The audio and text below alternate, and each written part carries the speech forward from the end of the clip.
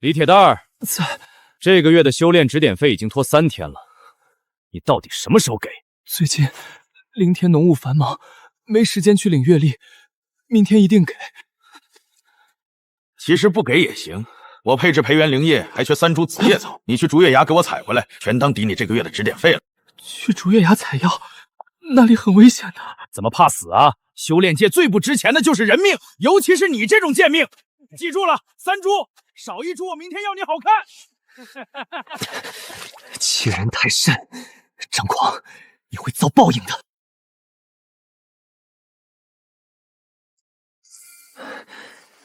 运气不错，采足3株了。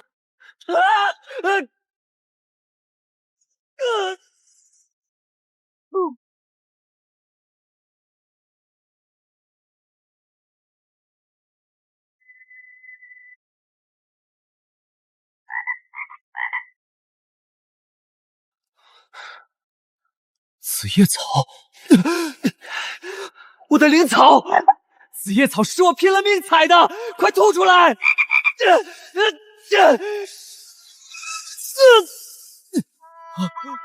别人欺负我也就罢了，你个死蛤蟆也……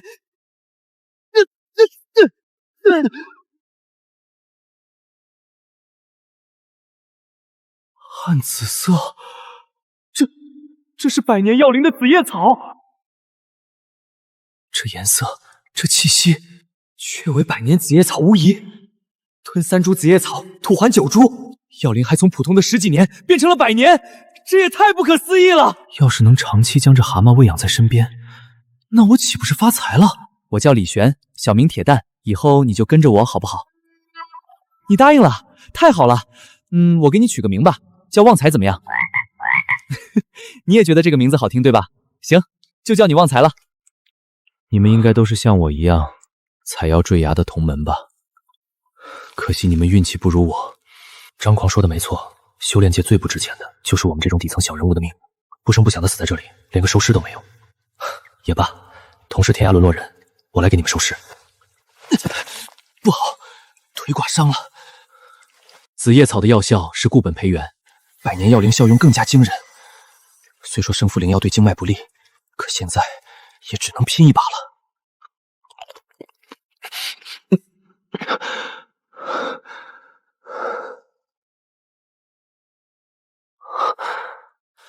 炼气4层，我停滞3年不前的修为竟然突破了，虽然还是很弱，但修为达到炼气4层，便能施展低阶术法了。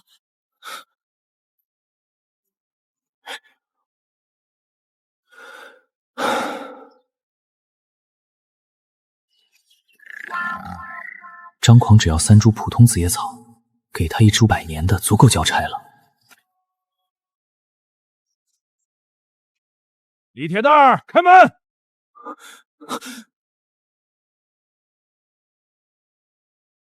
开门！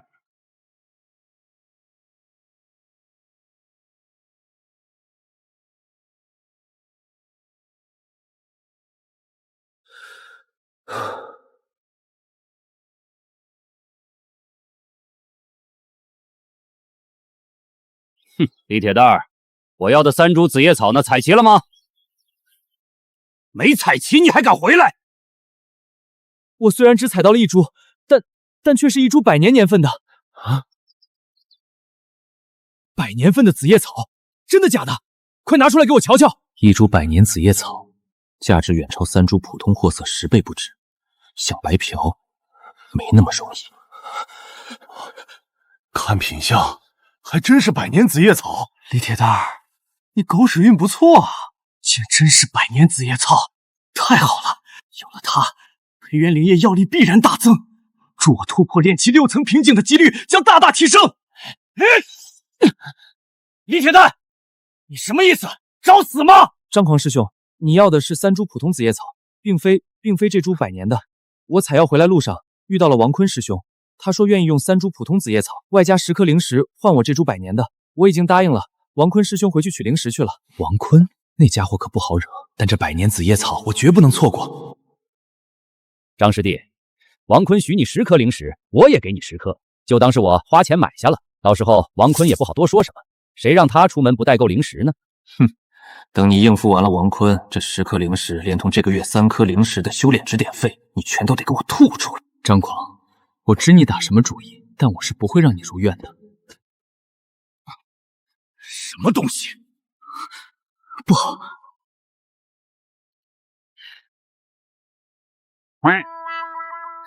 一只癞蛤蟆，人贱，养的宠物也一样丑。走。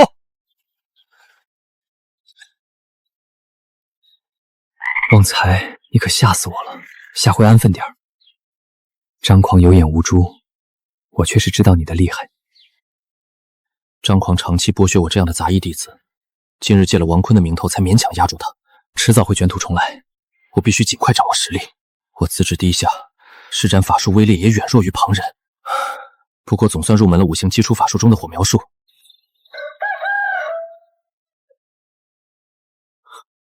吐出来，快吐出来！这续简里还有其他4门基础法术没学呢，要是没了，宗门可不会给我发第2份。完了，真吞下去了。旺财，你居然连功法都能强化增幅，还能从1变3！这是凌云宗内门弟子才有资格修行的功法，威力比杂役和外门弟子的基础法术强大数倍不止。旺财，你就是我修仙的根本所在。基础5行法术能增幅，那这小5行法术是不是还能继续增幅？看来增幅过的物品不能再被吞下第2次。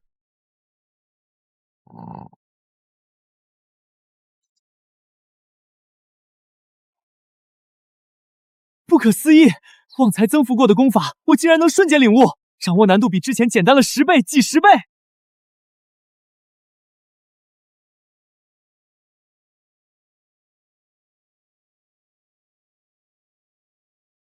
掌握小5行法术和小5行遁术，总算有了自保之力。小云雨术的效果比过去的基础云雨术强上足足3倍，这样下去，10亩灵田的产量必将大增，月底能拿到额外的灵石奖励。你就是李玄，那个假借我的名字去招摇撞骗的杂役。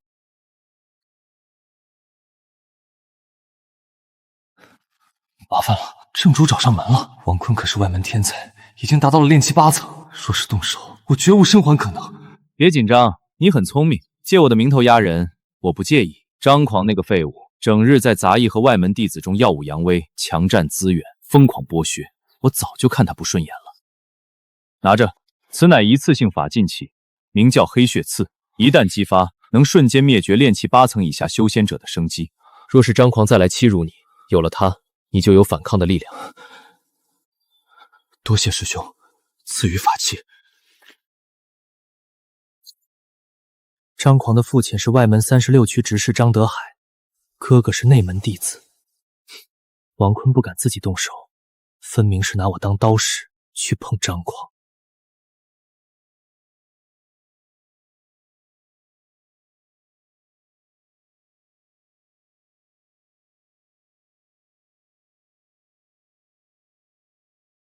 突破了，炼气5层，直接吞服太浪费了。紫叶草若调制成培元灵液，药效是数倍；若炼制成培元丹，足有10倍药效。但我不会炼丹，更不能把百年紫叶草拿出去给别人炼。5行真火是特殊火焰，堪比炼丹的天然地火，我未必不能自己炼丹。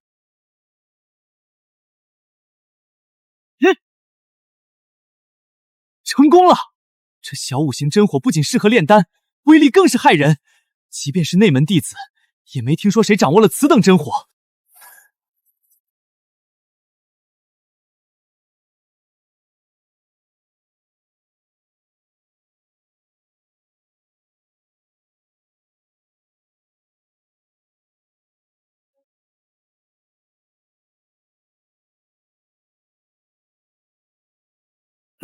整整10代，产量是过去的3倍，怀璧其罪，产量暴增根本没法解释。若是查起来，难保不会牵扯到旺财身上。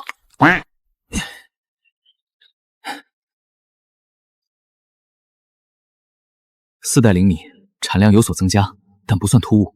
明天就去执事峰领灵石。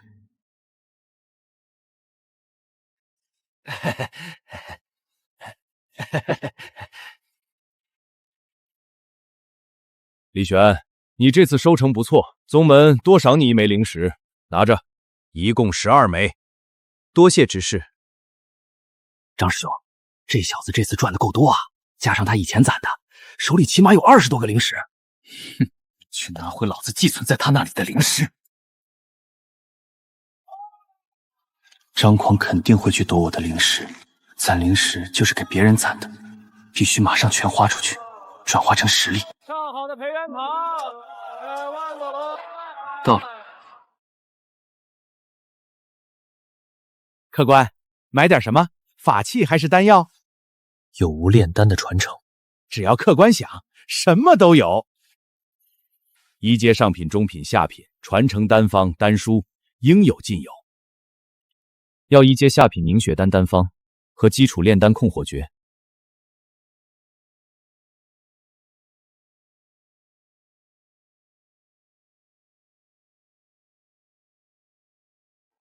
这是劫修才有的阴毒之物，万宝楼可以收，但得打折，最多给50枚灵石。黑血刺原价起码100枚灵石，看来王坤对张狂是恨得不行，却想拿我当刀使，没门儿。卖了。万宝楼可有凝血丹的原材料？有的有的，客官稍等。真是奸商，卖出黑血刺的50块灵石，刚好买这10份原材料，直接抵销，被坑惨了。最后2枚灵石也花出去了，租了这临时洞府。旺财，接下来全靠你了。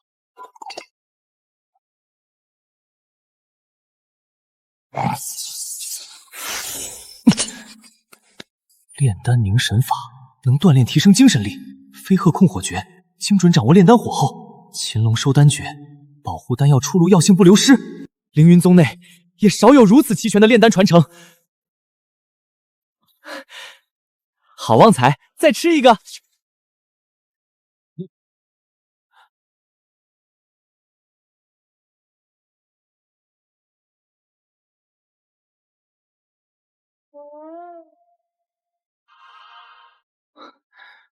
一阶中品丹方，极品凝血丹，极品化血丹，极品气血丹。这3张丹方炼制出的丹药品质极高，分别对应恢复伤势、提升气血、补足亏空3种方向。若是搭配起来使用，药效绝对堪比一阶上品丹药。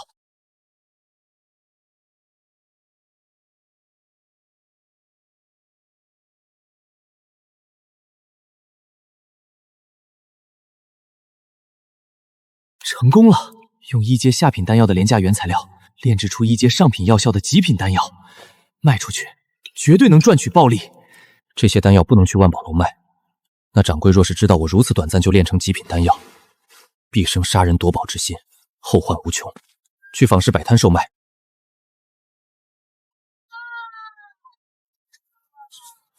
小兄弟，第一次摆摊儿，你这标价太离谱，便宜点卖吧。我这是极品丹药，更是混合丹药，搭配起来使用，药效堪比一阶上品丹药，卖中品价格已经很实惠了。吹牛逼，老头子我也宰客，但宰客不是你这么宰的。你给我几块灵石，我把我的摆摊经验传授给你，包你卖得出去。一阶下品丹药敢卖中品的价格，穷疯了吧？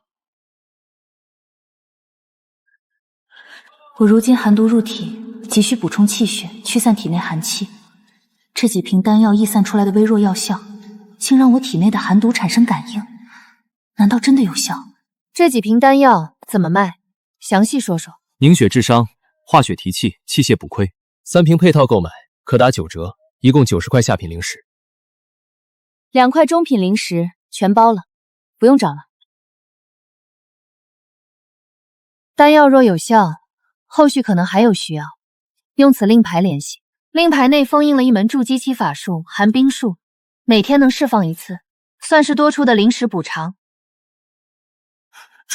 中品灵石，1块中品灵石能兑换100块下品灵石，就这几瓶一阶下品丹药，怎么能这么值钱？想学啊？我教你啊，给我10块灵石就行。臭小子，滚滚滚，赶紧走，真晦气！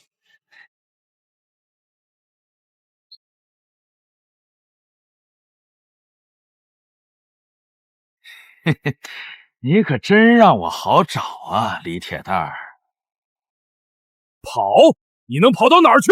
外门执事张德海大人是张狂大哥的亲爹，在这36区，张狂大哥就是天。赶紧把身上的灵石交出来！灵石用没了。找死！今天老子非废了你不可！这是刘影石，门内禁令，严禁私斗。你敢动手，就要受门规重罚。若你先出手，我便能无条件自卫。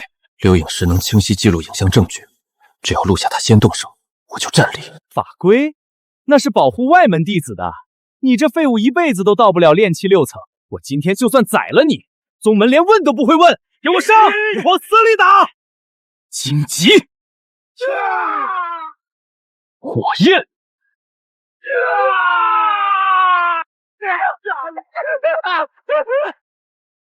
学了点五行法术又如何？废物终究是废物，去死！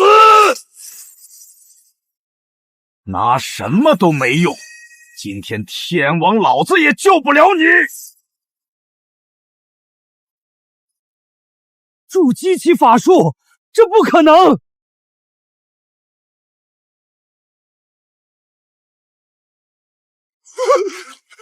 李哥，我错了，别杀我，求求你饶我一命！张狂为人贪财好色，欺软怕硬，更兼睚眦必报。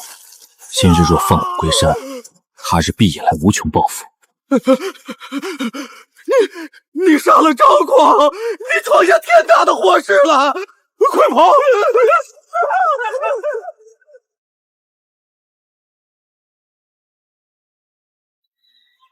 不愧是外门执事的儿子，灵石足足100颗，富得流油。不知道这其中有多少是压榨我们杂役弟子得来的。李玄，是你传音让我们来处理。张狂怎么会死在这里？是你干的！两位师兄，证据全在里面。张狂带人私闯民宅，欲取我性命，我这属于自卫反击。你居然真敢杀张狂！宗门是讲规矩的地方，在我的家里，他想杀我，我反杀他，难道不应该吗？宗门确有此规，你反杀他，理所应当，你没错。李玄，你确实没错，但是你该死了！拜见执事大人，我们刚到，什么都不知道，全是李玄干的，跟我们毫无干系。儿啊，死得好惨！爹明明感应到你出事，拼命赶来，还是晚了一步。放心，也一定给你报仇。你不知道张狂是我的儿子，你一个杂役废物，连我儿子一根毛都比不上，死10个、100个、1000个，那又如何？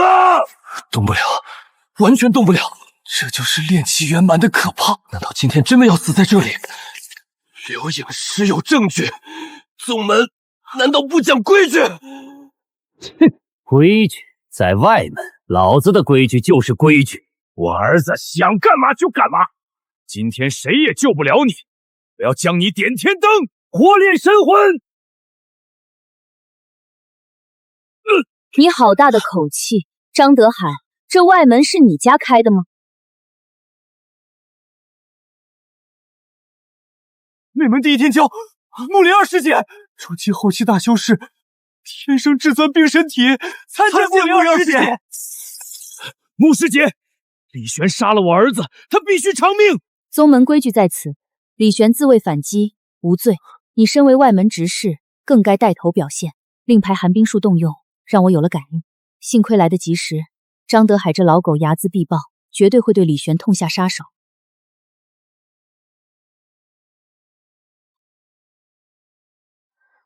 李玄对我还有大用，必须留着他继续为我炼制气血丹药。穆灵儿，你非要保这个废物杂役？按规矩办事。好，你是内门弟子，筑基修士，我惹不起你。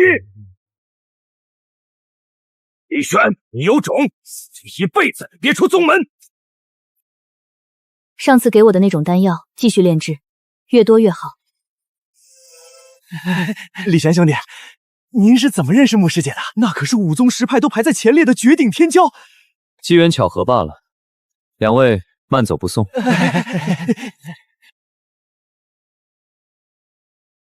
张德海心黑手毒，绝对不会善罢甘休。穆灵儿只拿我当炼丹工具，不可能护我一辈子，必须尽快提升实力。一节清河灵米，吃下它能加快体内的灵气汇聚速度，还有藏起来的紫叶草，将其炼制成紫叶丹，药效比培元灵液好上几倍。灯下黑，张德海那老狗绝对想不到我敢在这个节骨眼上离开杂役峰。这位客人需要点什么？本店应有尽有。甘兰花、碎心草、断肠竹，还有炼制气血丹、凝血丹、化血丹的所有原材料，全拿来。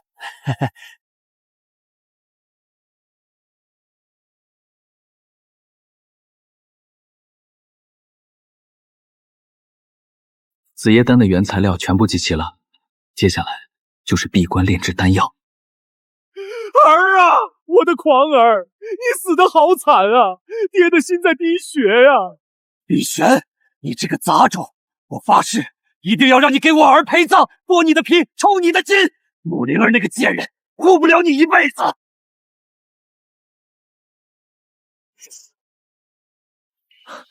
穆师姐，这是新一批的气血丹药。穆师姐，我想求一门隐藏气息的法门，不知要付出什么代价。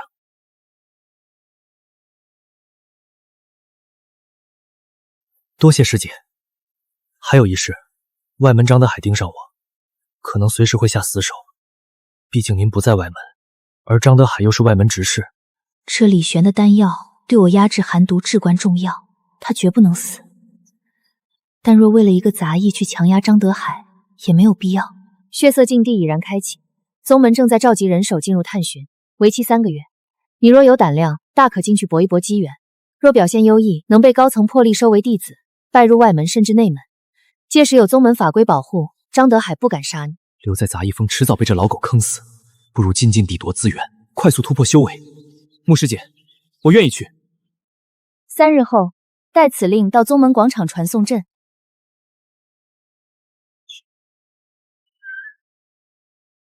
血色禁地内危机四伏，除了凌云宗，还有其他5宗10派的修仙者进入。这龟息术能隐藏气息和境界，只有高我一个大境界的筑基期修士才能看穿。有了它，我找寻机缘就安全得多。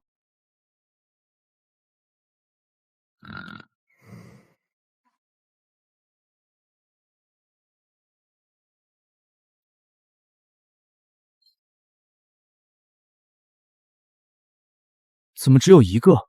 不应该是3份吗？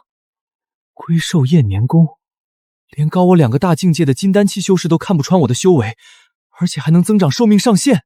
旺财，你不仅能易换3升1级品阶，居然还能只吐出1件，连升2级品阶甚至更高。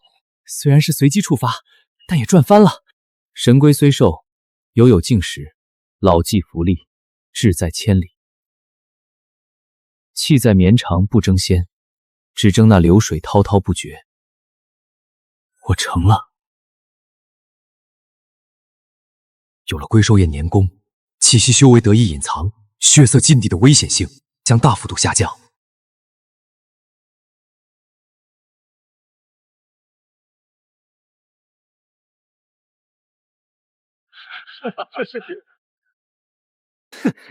区区一个种田的杂役也敢来闯血色禁地，真是不知死活！连炼气中期都没到吧？哪来的资格？谁给他的令牌？疯了吧？这里面面对的可是5宗10派的修仙者，这小子进去就是送死。令牌是我给的，怎么，你们有意见？穆师姐，多谢。你最好在里面能活下来，我需要你的丹药，拿着防身。穆师姐对他真好。狗杂役，还想进入血色禁地？别以为能逃出老夫的手掌心，老夫一定要将你碎尸万段，为狂儿报仇！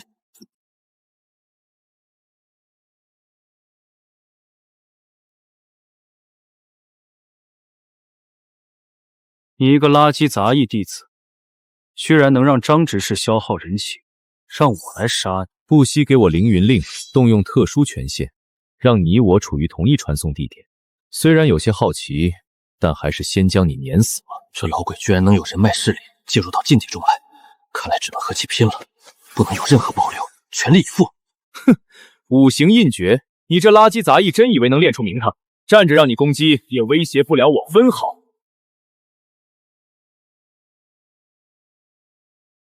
这样的无形法术，怎么可能？我也没想到你会这么弱，看来我低估了我所修炼的方法。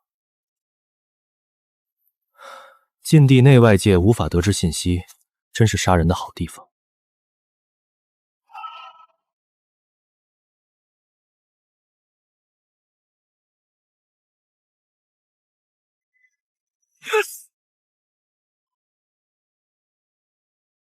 师兄好精湛的五行法术，如此火候，真少有可见。五宗之一，红彩宗外门弟子，红霞长老座下，廖彩蝶。凌云宗李玄。此人五行法术比我宗所有外门弟子都要强，为何声名不显，没在宗门给的强者名单上？而且我竟然完全感知不到他的气息境界，此人绝不简单，可以结交一番。李道友，这黑蟒的蛇胆和逆鳞最值钱，但需要用特殊的储物盒。多谢，这盒子我用灵石买下。免费赠与道友了。这血色禁地隐秘诸多，危机四伏，我知道不少内情，不如我们携手同行，更安全些。此女身份修为不低，又有关于禁地的见识经验，与之同行是件好事。好，我答应同行。血色禁地极其庞大，漫无目的找寻，只会浪费机缘。我知道哪些区域生长着何种天材地宝。李道友，我们就去腐蚀沼泽，那里生长着天材地宝黄岩果。红彩宗的师妹，我也要去腐蚀沼泽，不如同行，如何？服用黄岩果能大幅增长法力，若炼制成黄岩丹，效果倍增，几乎能无条件提升炼气期1层修为，更是筑基丹的主要材料。五宗之一，山岳剑宗弟子高浩，见过两位。这便是腐蚀沼泽，水下潜伏着各种毒虫猛兽，还有致命的腐蚀恶气，务必小心。接下来危机重重，两位道友，我们各自交个底才好配合。我修炼的是红彩诀，可一定程度操控并驱散恶气。我已是炼气圆满，此行专为筑基资源而来，我能驾驭这丝线红舟，抵御外界威胁。五宗之一，山岳剑宗外门弟子高浩，炼气圆满，为筑基资源而来，修山岳剑诀，飞剑专斩妖兽。你呢？何种功法？什么修为？看你这般面生，不知是哪一宗、哪位长老座下的弟子。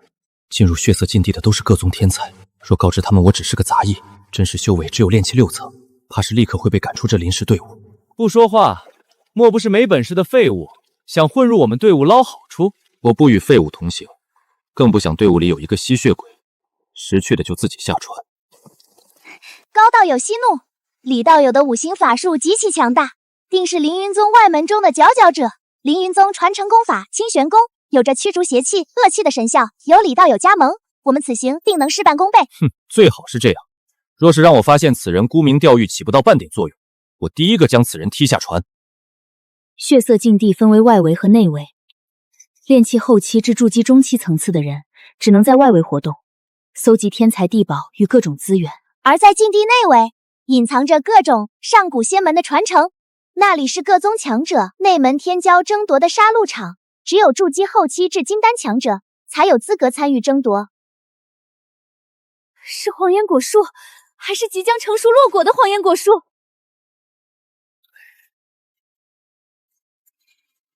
灵巫现世，必被妖兽窥视，这些都是想吞服黄岩果的畜生。红彩诀，哈哈哈哈哈！廖道友的红彩诀修炼的足够精深，红彩丝线锐不可当，专攻要害。看我的三月剑法！高道友剑气如山，坚不可摧，剑诀已得精髓，一旦晋级筑基，必定是正道天骄。这就是宗门天骄长老弟子，的确很强，但貌似强不过张德海太多。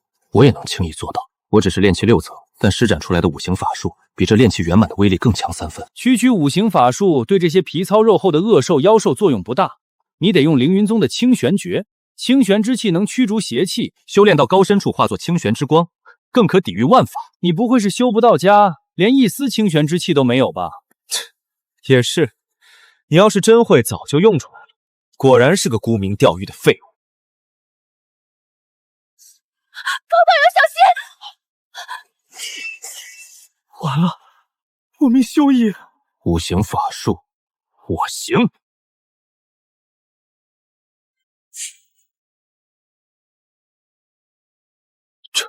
这是基础五行法术的火刑。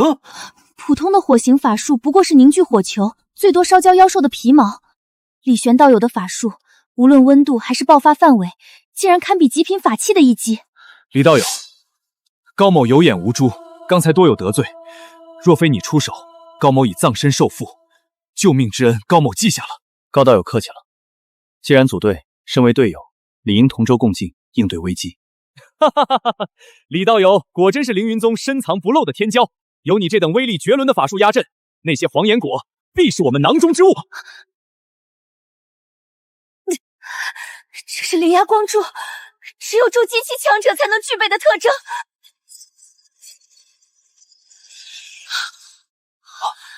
怎么可能？外围怎么会出现堪比筑基期的妖兽？筑基期对炼剑期是绝对的碾压，这头妖兽不止盯上了黄岩果，还想吃了我们！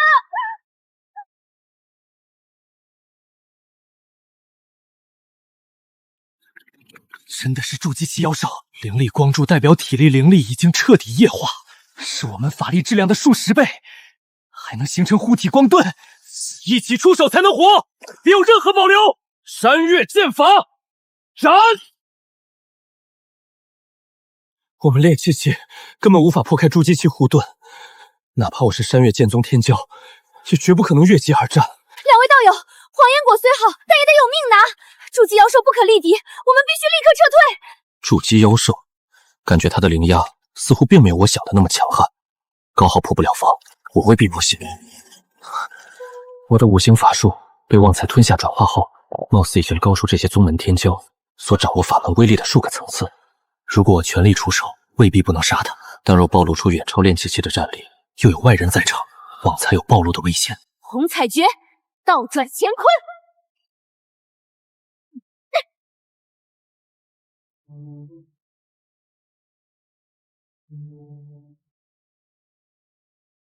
又是一头筑基妖兽，我们完了！难道今日我们要死在这里了吗？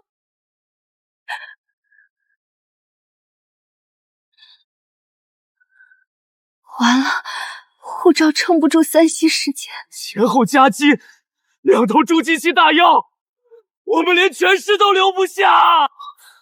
别慌，出现另一头筑基妖兽，黑泥妖兽的目标已经转变，为了还原果树，他会提前清除掉最强大的敌人，也就是蟾蜍妖兽。果实彻底成熟，这2头筑基妖兽争夺天地灵果的归属权，我们只是碰巧挡了他们的路。对，妖兽领地意识极强，我们太弱了，他们会互相先分出胜负。这是我们的机会，鹬蚌相争，渔翁得利。我们先避其锋芒。怎么避？沼泽四周的水域已经被筑基灵压彻底封锁。五行水遁，前迎！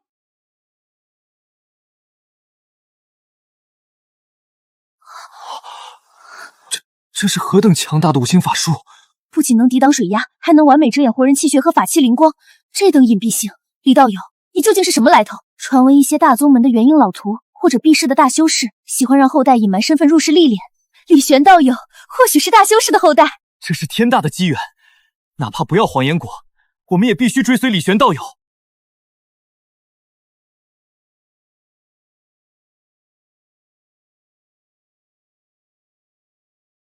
五行水法，水流晶莹。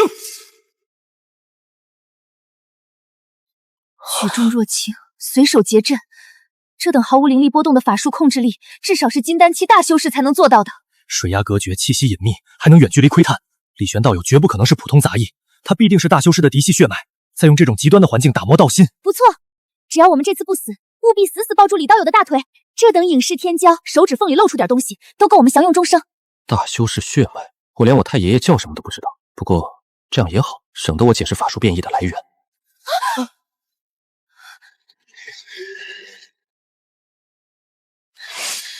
两败俱伤，一死一重伤，周围的地界妖兽根本不敢靠近。这是我们的机会，杀了这妖兽，夺国！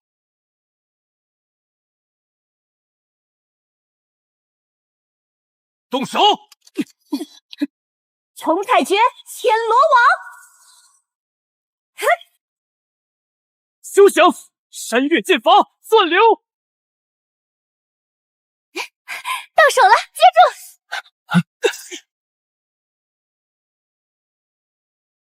李道友，那头黑泥怪兽融化了，但这只筑基期的骨刺蟾蜍可是罕见的变异种。高道友说的对，这头妖兽浑身是宝，它的骨刺是极品炼器材料，毒囊更是黑市上的抢手货。一整头筑基妖兽尸体，至少价值1万下品灵石。1万下品灵石，提得上我们外门弟子10年的阅历。他现在被贯穿了腹部，十不存一，我们3人联手，绝对能将他彻底镇压。1万下品灵石，若是给旺财吞下他的妖丹，吐出3枚变异妖丹，价值绝对翻倍。这笔买卖可以干。好，速战速决，以防生变。杀！邪阵御敌，山岳剑法，真山岳！好硬的皮！重彩诀，千丝步。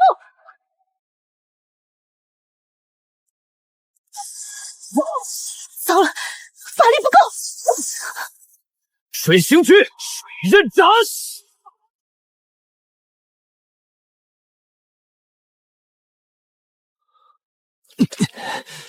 一击秒杀半步筑基，多谢李玄道友救命之恩。李玄道友救我们于危难之中，这妖丹和蟾蜍身上最值钱的材料，理应全归道友。我们能拿到黄岩果，便心满意足。对，大头必须道友拿，我等绝无怨言。变异法术威力是大，但太耗灵力，这一击抽干了我炼气6层7成的法力，必须尽快提升境界，否则真遇到硬茬，死的就是我。可惜了这等天地灵果，黄岩果药性狂暴，我们只能生吞硬扛，药力至少流失7成。知足吧，若是能请到炼丹师，将其炼制成黄龙破阶丹，我们3人都有望直接突破1、2个小境界。只可惜炼丹师地位尊崇，根本不是我们这种外门弟子能请得起的。巧了，我正好是个炼丹师，把果子交给我吧。你是炼丹师？李玄道友，你真没开玩笑，会是炼丹师？机缘巧合学过一点，炼制黄岩果应当是绰绰有余。李道友，今日若非你出手相救，我与高道友早已葬身蟾蜍腹中。李兄，救命之恩加上赐丹之德，如同再造。从今往后，在血色禁地内，我高浩为李兄马首是瞻，共进退。若违此事，天诛地灭。我红彩宗廖彩蝶也愿凭李兄差遣。帮我护法，我来炼丹。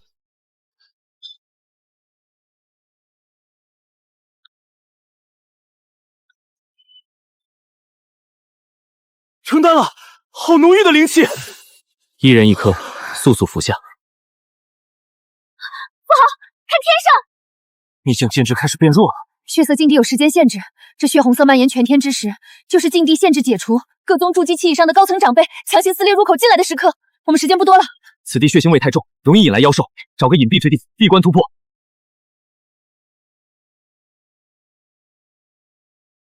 好不容易得到的好东西，直接吃太亏了。旺财，干活！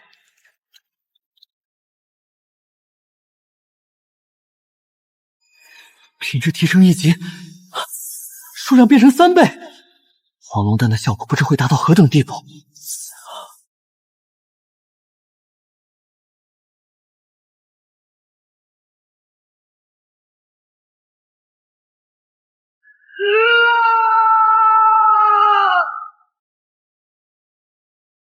错！从炼气6层晋级炼气10层，禁闭内修为最低的不再是我，但还不够。禁闭机遇难得，必须搜刮更多宝物，变得更强。李兄，你的修为，我竟完全看不透了。李兄，这是我珍藏的筑基丹方。我们虽已至炼气巅峰，但若无筑基丹，强行突破9死1生。你既是炼丹师，能否？朱棣之，喂！运气真好，发现3只正道的小虫子，还有一个炼丹师，真是大机遇啊！我要打断你的4肢，拔了舌头，当本座一辈子的炼丹奴隶。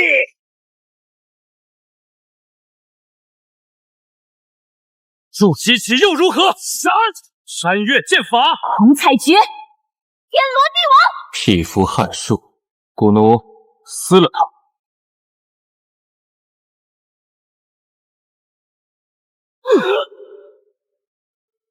李玄道兄，点子太硬，撤！血丝遁术。哼，跑了2个废物。不过炼丹师才是最值钱，乖乖跟本座走。五行遁术，土遁。土遁，区区炼气期，竟然能掌握如此高阶的土遁法术，该死！筑基期老怪果然强悍，若非我炼气10层灵力充沛，这土遁根本逃不掉合欢派的杂碎。这笔账我李玄记下了，早晚弄死你！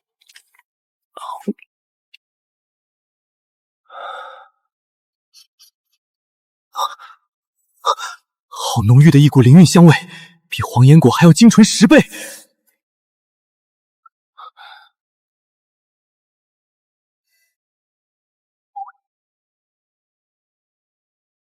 白玉钟乳液，传闻中能洗精伐髓、强化体魄的天才地宝。这一滴拿到外面商铺，起码价值1万块下品灵石，这里足足有10几滴。旺财，来大活了！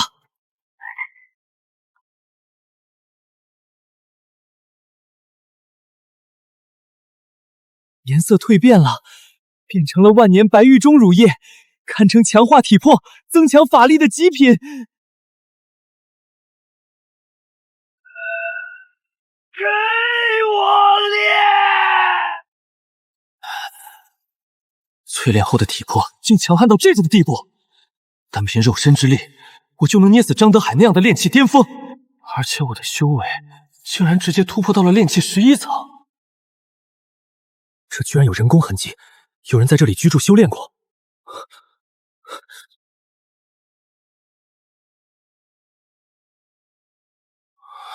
骨骼玉化，这是结丹期前辈的遗骸。这结晶里蕴含的能量比刚才的钟乳液还要庞大100倍，这居然是一位结丹修士的传承。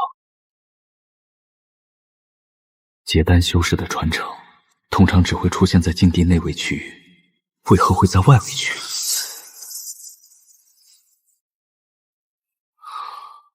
原来是几千年前，我凌云宗的一位结丹期前辈与魔道巨擘同归于尽，才在此地留下传承。玉简内有清玄功的筑基篇，还有配套法术清玄器。清玄意象是我修炼功法的后续，功法同源。有了这些，我突破筑基指日可待。遗骸丹田处的是金丹所化的药性精华，吞服之后能提前铸造金丹根基。不对，世上哪有这么好的事？功法资源、金丹精华全配套，留给后来人。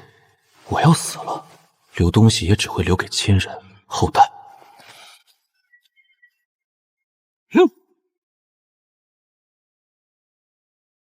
给我练！疼死我了，小鬼！我一定要杀了你呀！庶子敢尔，回老夫千年栖身之所，把你的肉身给我吧！该死的，真的是在钓鱼！这老鬼想夺舍我，死了1000年还想夺舍，看我练死你！停手！我是凌云宗第5代真传长老，小辈放过我！我知道凌云宗后山禁地的上古阵眼位置有直通元婴化神的造化。死人就该乖乖闭嘴！小辈，老夫做鬼也！好险，这老怪物阴险至极，还好我多出一个心眼。金丹残魂被抹除，只剩纯粹的金丹精粹，这等精纯药力绝对堪比筑基丹。修仙界处处皆是算计，死了几千年的老东西都留着后手想坑人。外物皆虚，唯有自身修为最真。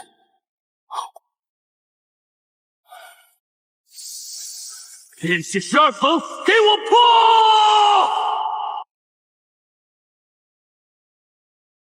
还不够，重力液结晶的效果还有大半，还能继续突破。哈哈哈哈！成功了，我突破到了炼气大圆满，再也不用担心法力不足了。不对，我根基不稳，药力太猛，强行突破，经脉已经有了不小的损伤。经脉若不修复，进行筑基，等于自毁道途。清玄功有修复一定伤势的能力，旺财强化后，说不定能修复我的经脉。旺财，别睡了，干活。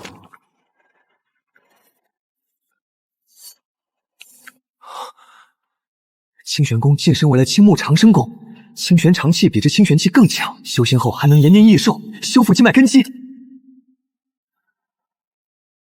功法同源，但要强大10倍、100倍。根基已稳，现在可以筑基了。给我炼化！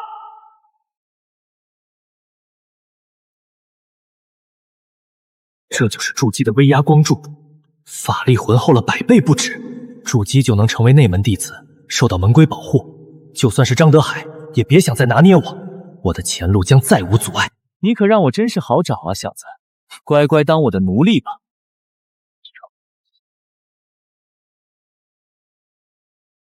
这才过去多久，你居然突破筑基了，还有如此异象，你身上一定有了不得的秘密。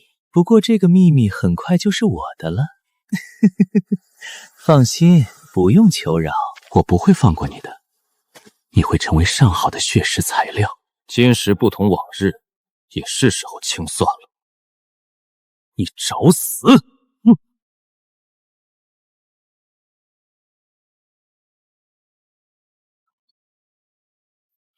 邪魔歪道。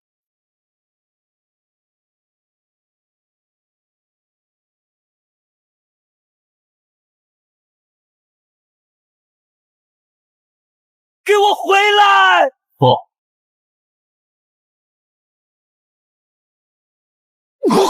小子，你竟敢毁我法器！下一个就是你。小子，别得意的太早。此乃我合欢派的秘法合欢天女物，中招的人将成为我的奴隶。这合欢派的法术太诡异了，一定是吸入了那些烟雾的缘故。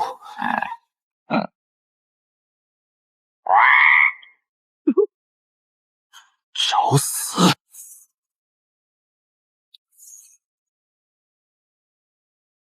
这不可能！我的合欢天女物连筑基中期都能影响。你废话太多了。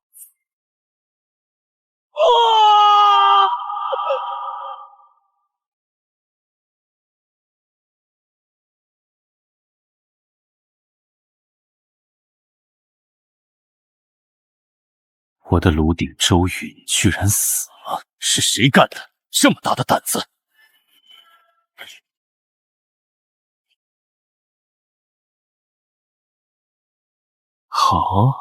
好得很啊，凌云宗的小子。周云记忆里，你只用了几天时间就完成了筑基，还能进行反杀。你身上一定有了不得的重宝，要么就是在血色禁地内获得了天大的机缘。李玄，凌云宗，本座的下一个炉鼎就是你了。你身上的秘密都将是我的。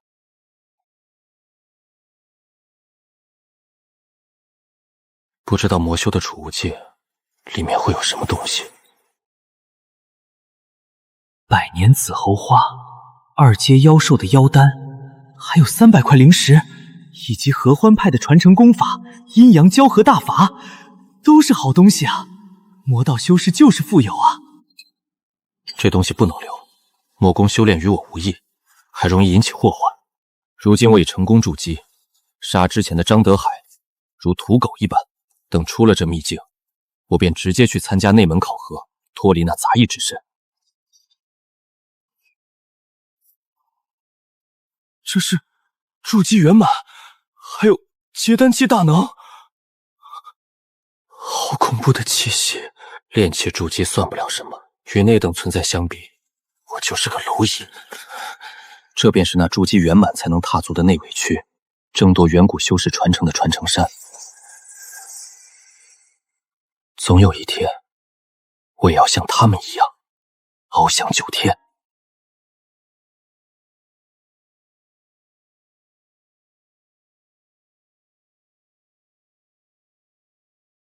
太可怕了！与他们相比，我现在就是个尘埃，吹一口气就没了。不过，我得到了金丹期修士的传承，又有旺财相助，终有一日，我也能达到这等境界，甚至更高。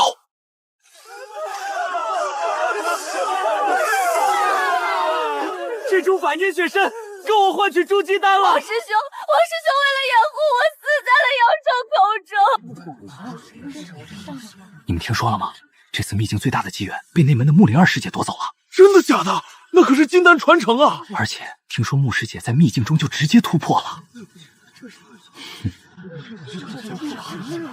该死的小畜生，你居然还活着！我儿死的是那么惨，你凭什么还能活着？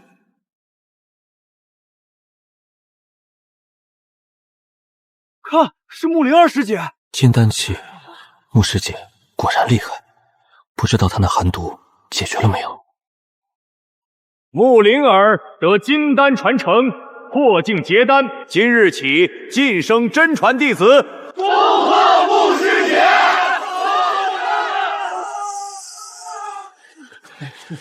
穆师姐虽然突破了金丹，但那股寒毒的气息更可怕了。看来突破并没有解决根本问题，反而成了催命符。若不根除，恐怕有生死之危。这位客官，最近秘境刚开，散修们送来的破烂太多了。本店规矩，或少或低，一概不收。这些收吗？这是百年紫毫花，还有这2阶妖兽的妖丹。我的天，这全是秘境深处的极品灵材。开个价。客官稍等，这些东西价值连城，我这就去给您调拨灵石。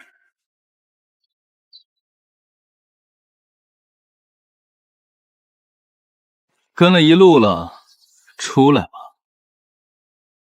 李玄，你倒是有几分警觉。张德海，你想做什么？你杀了我儿子，今天我要连本带利的讨回来。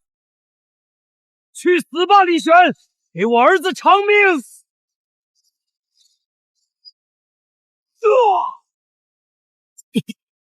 筑基期肉身，你怎么可能这么强？死人不需要知道。李玄，我可是外门执事，你敢杀我，凌云宗再无你立足之地。杀子之仇不共戴天，我现在就送你和你儿子团聚。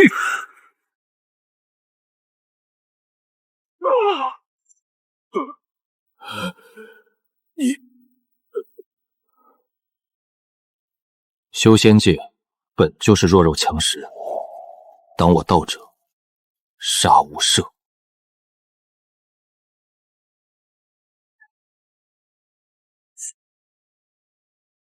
穆师姐，深夜造访，不知有何贵干？你这气息还是炼气气？托师姐的福，侥幸活命，资质愚钝，修为难进。废话少说，我要的血气丹呢？我的寒毒压不住了，需要更多的高阶血气丹。他突破金丹，寒毒反噬更狠了。若是一味顺着他，我迟早被榨干，成了他的炼丹机器，修炼进度将大幅度下降。师姐，不是我不愿，高阶血气丹炼制极难，耗时耗力。我现在修为低微，实在力不从心。上次那些也是我的极限。你敢拒绝我？师姐就算杀了我，我也变不出丹药。这是200中品灵石，还有1瓶有助于炼气期、筑基期修炼的培元丹。另外，我再给你一道我凝聚的极冰剑符，可阻挡筑基后期全力一击。这些够不够？只要你继续为我提供高阶血气丹，以后在宗门内，我保你平安。既然师姐如此大方，师弟自当竭尽全力。炼成后，还是在这里交货。哼，别让我等太久。有了这些资源，加上旺财，我筑基阶段的修炼不会有资源空缺了。李玄，不能注入筑基境界的法力，引得宗门怀疑，让旺财有暴露的可能。炼气6层，勉强达到外门门槛，算你走运。拿上身份玉牌，滚去外门报道。多谢指示。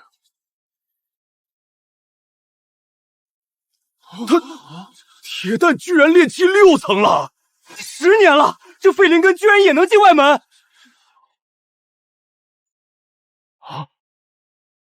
恭喜李师兄晋升外门！今日过后，这个地方便只能是我的回忆。外门与杂役天差地别。大新闻！张德海执事的命牌碎了，连尸体都没找到。杂役区爬上来的泥腿子，哼，别以为穿了这身皮就是真弟子了。哼，竖起耳朵听好了，外门有外门的规矩，每月必须完成3件宗门任务，完不成直接扣发0食。还有斗法台生死自负，你这种底层爬上来的废物，最好夹着尾巴做人，别惹麻烦牵连我，离我远点儿。你一个杂役院来的外门弟子，竟敢无视我！怎么回事？突然间好冷。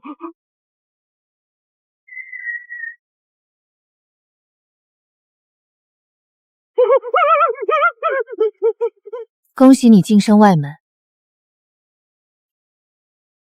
师姐要的高阶血气丹，全在这里。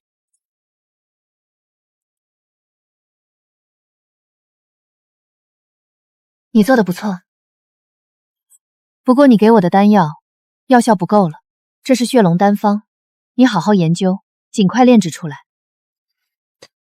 2阶上品丹药，师姐，这超出了我的能力。少废话，仙门大会即将开启，5大宗门齐聚，你若能在大会上表现优异，必定会被宗门高层看中，收为亲传弟子。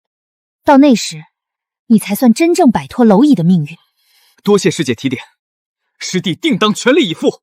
哼，别让我失望。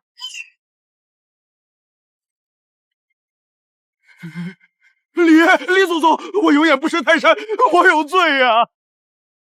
我嘴贱，不知道您是那门穆师姐的人，求您当我是个屁，放了我吧！我的事，敢乱说半个字，死！绝不说，我今晚什么都没看见，我这就滚！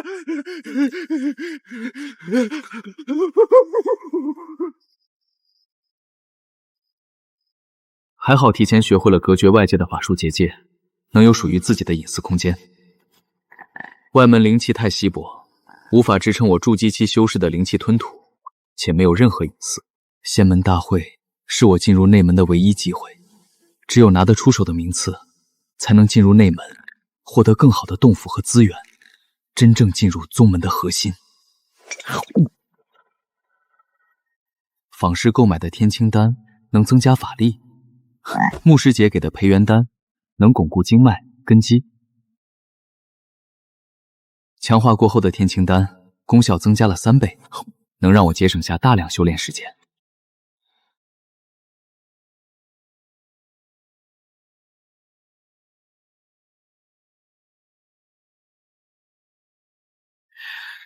接下来就是修炼青木长生宫中的秘法杀招了。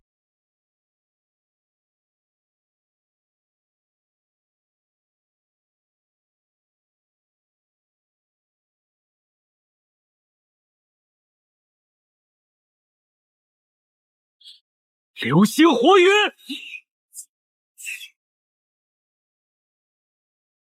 覆灭金指。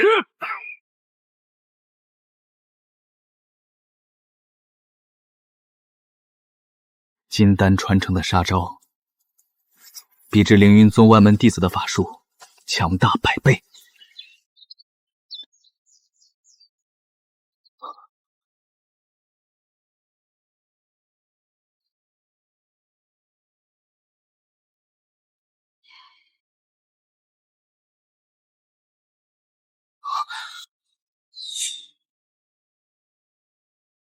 仙门大会开始了。这便是正道武宗的修士吗？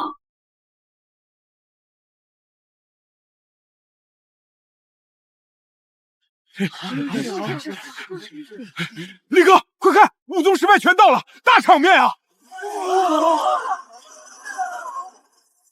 这次仙门大会可是大机缘，听说只要能在手擂战撑过5轮，就能得聚气丹50枚，撑过10轮，直接进灵泉池泡1天，还能获得去秘境挑选法宝的资格。手擂战？对，只要敢上台，赢了就有好处。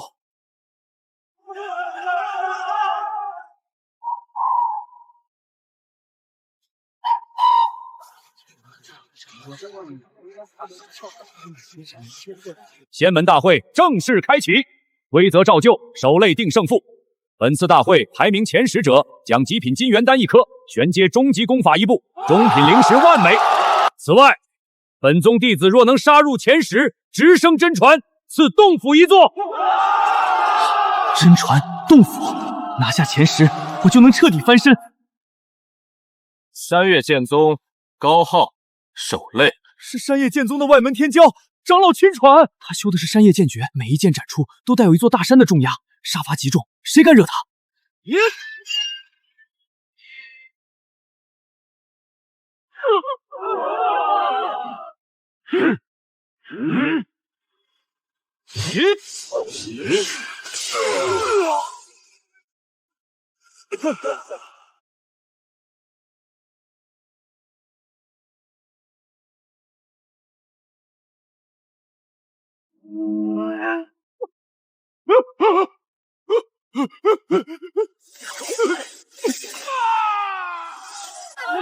药彩蝶，他的红彩诀法力丝线竟然能搅碎法器，这种灵力波动，他突破到筑基期了。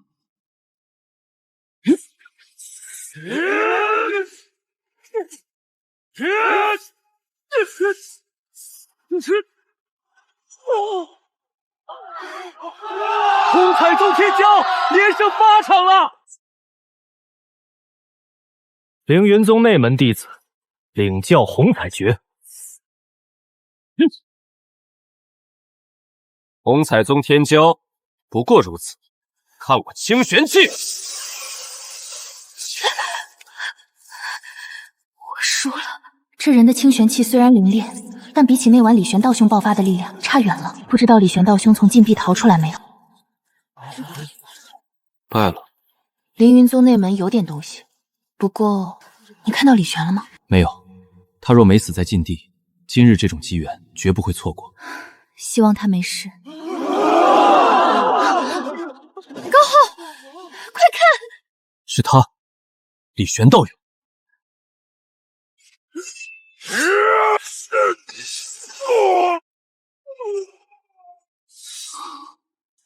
第一战，李玄胜。第一战不过开始。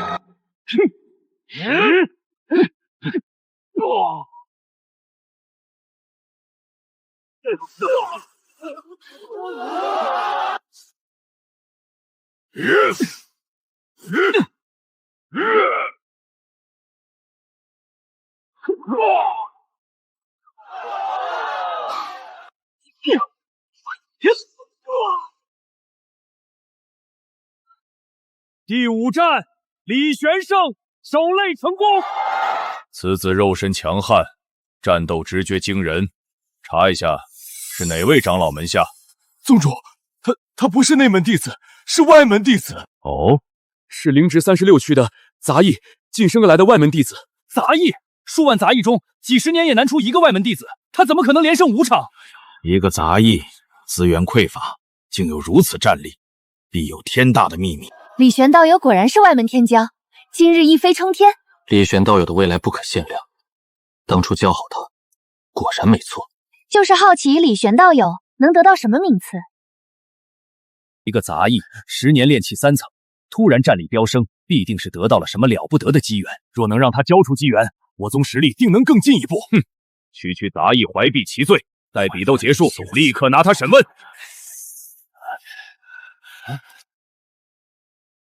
诸位长老，过了。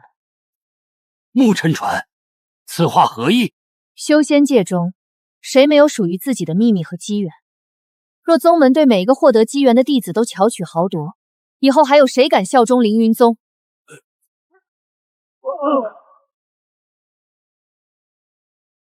凌云宗内门，赵天，是赵天师兄，内门排名前10的天骄，筑基初期修为。完了，这杂役要倒霉了。赵天，你堂堂内门天骄，挑战一个外门弟子，大比规矩，自由挑战。怎么，他不敢接？今天天气不错，请赐教。可惜了，赵天可是筑基初期，这李玄就算是炼气圆满，也不过是外门弟子的上限，绝非筑基一合之地。是啊，这杂役虽然隐藏了修为，但也到此为止了。李玄，你今日能有这般高光时刻已经很不错了。只要你保住性命，我便收你为徒，让你专心为我炼制气血丹药，解决寒毒。我堂堂金丹长老的弟子，足以让你在宗门显赫，资源不愁。区区杂役，靠着点奇遇走到这里，已经算是祖坟冒青烟了。现在滚下去，还能留条狗命？废话真多。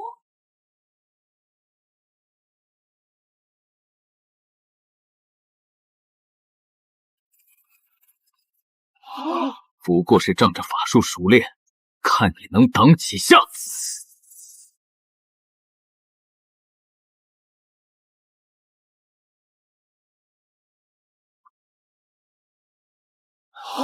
这法术对轰，竟然不相上下！开什么玩笑？那可是内门天骄赵天啊！这施法速度，这法术威力，这绝不是普通的炼气期能做到的。好，很好，你成功惹怒我了。内门天骄不过如此，不想浪费时间了。狂妄！一个炼气期的废物，真以为挡我2招就能上天了？这股灵药，筑基期，他不是炼气，他是筑基修士。 22岁的筑基期，这怎么可能？外门杂役里竟藏着这等绝世璞玉！他肉身强悍，居然还偷偷筑基了。这等天赋，就算不给我炼丹，也是宗门栋梁。我捡到宝了！李玄道兄更强了，不知今日会取得什么名次？气息沉稳，根基扎实，比我强大太多，保守估计也是前3。就算你嗑了什么禁药强行筑基又怎样？野路子就是野路子，让你见识见识我凌云宗真正的上乘功法！清玄气，清顶镇妖，给我死！清玄气嘛，刚好我也会。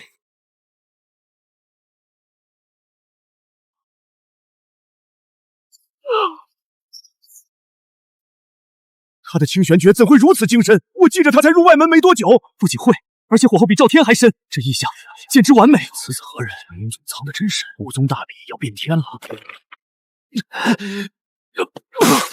不可能！我怎么会输给一个种地的杂役？我不信！是剧毒透骨钉，他有阴招！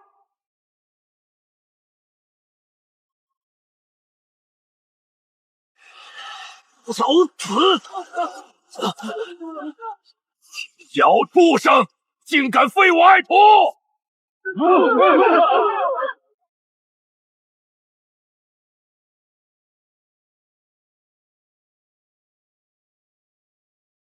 长老，擂台生死各安天命，您堂堂金丹长老，竟对小辈下杀手！穆灵儿，你敢拦我？这李玄不过是个种地的杂役，怎会内门核心功法？他身上必有大秘密，他肯定是魔门派来的奸细。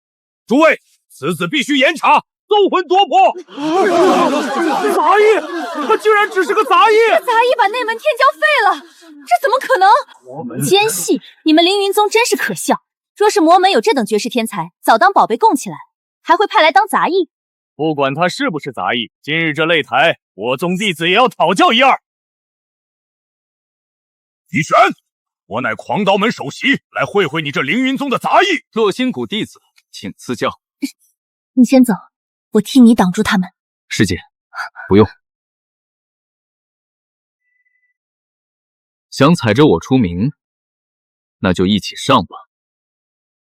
狂刀门，我日斩，横断山河，怒斩苍穹。洛心谷，星陨剑。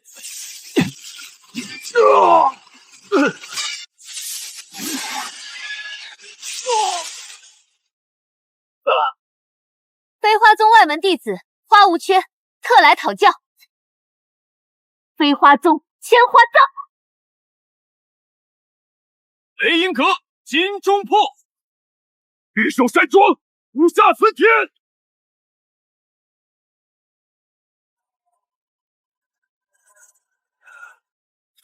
全败了，一人单敲10几个天骄，太强了！正道年轻一代中，还有谁会是李玄的对手？凌云宗的长老们，你们听到了吗？若李玄这种战力只能算个普通杂役，那我们这些武宗10派的天骄高手，岂不是连杂役都不如，全是废物？痛快！不管他是不是杂役，能有如此修为，绝非凡俗。凌云宗若容不下他，我山岳剑宗随时欢迎。不可思议！外门弟子李玄连战连捷，展现出天骄无敌之姿，压倒群雄。李玄，今日锋芒太露，虽然暂时震慑了这帮老家伙，但必定惹祸缠身。我得尽快提升实力，或者想个脱身之策。我宣布，本次仙门大会正式结束，稍后公布最终排名。仙门大会第1名，外门李玄，赐筑基丹3枚，上品灵石1000块，玄阶法宝1件。李玄，干得漂亮！以后若是来红彩宗地界，我罩你！哈哈哈哈哈！痛快！李兄，凌云宗若待不下去，我山岳剑宗大门随时为你敞开。多谢2位天骄美意。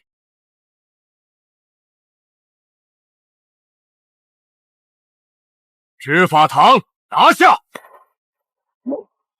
一个种地盗粪的杂役，凭什么比我门内天骄还强？此子必是魔门奸细！无需废话，必须立刻搜魂！若无天大秘密，怎会如此妖孽？这帮老狗，外人一走就发难，就算拼死，我也绝不让人搜魂。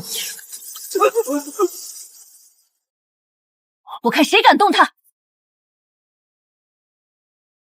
穆灵儿，你屡次阻挠执法，真当老夫不敢罚你？他不过是个外门杂役。杂役？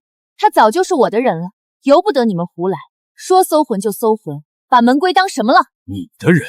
你堂堂凌云真传，保一个杂役？李玄乃是我师尊私下收的关门弟子，论辈分，他是我师弟。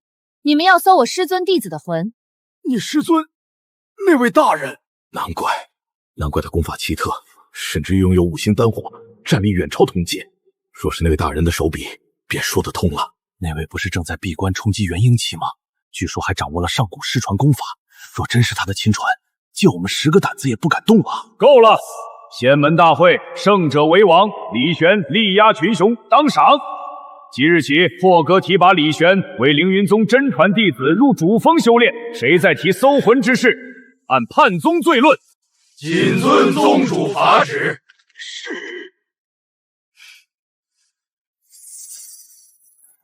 真传弟子总算有了光明正大自保的身份。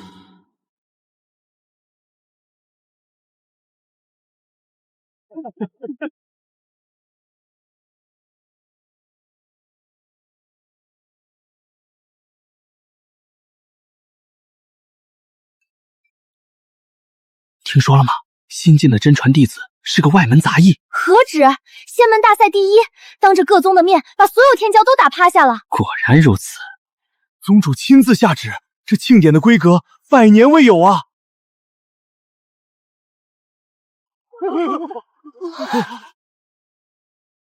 穆师姐，今日解围之恩，李玄没齿难忘。广场之上不过是权宜之计，但你力压5宗天骄，为凌云宗夺得魁首，已经证明了你的价值。做我师尊的关门弟子，现在的你够资格了。这是真的要把我收入天冰峰门下？有了这种身份，宗门之内谁还敢轻易动我？弟子李玄愿入天冰峰门下，恳请师姐代师收徒。好，我师尊常年闭关，不问世事。从今日起，你便是我天冰峰一脉的人。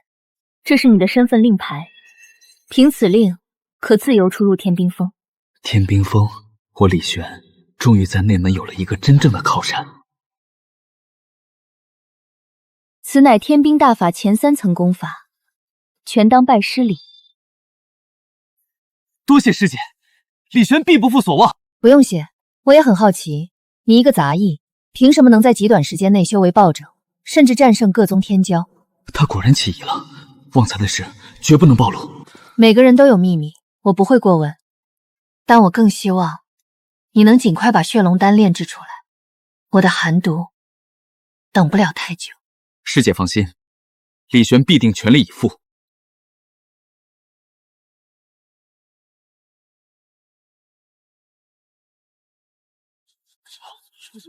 这就是那个杂役，这法袍一穿，倒也有几分气势。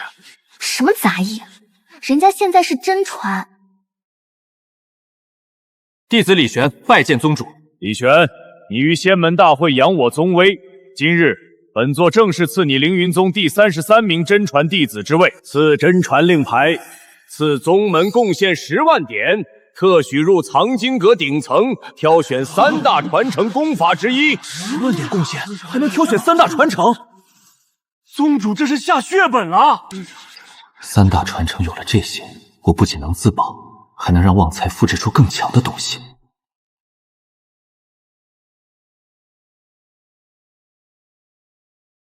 天罡主杀伐，碧海主连绵，紫霞主恢复，同出一源，就是他了。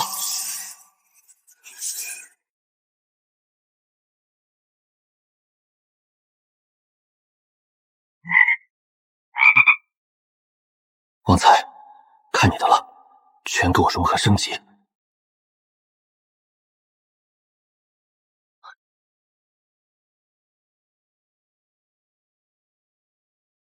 凌云清玄诀，凌云宗开派祖师源头功法，灵力浑厚度是普通功法的10倍，附带清玄护体，万法不侵，修炼至圆满，直指化神大道，发财了！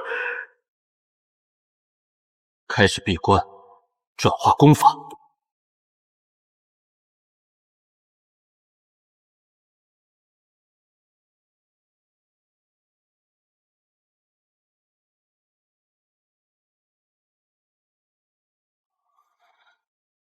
筑基初期，灵力运转速度和储量比炼气强了100倍不止。好强的威力！以我现在的战力，凭借清玄罡气，就算对上筑基后期的修士，也能一战。